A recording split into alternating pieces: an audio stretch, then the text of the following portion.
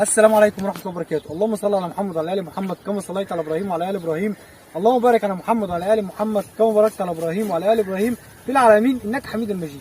جينا في فيديو جديد من قناة طيور أحمد بدوي.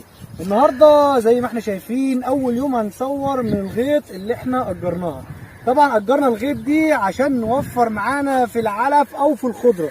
زي ما احنا عارفين الدنيا غلا واحنا مع بعضينا كده هنحش الجراوه السكريه.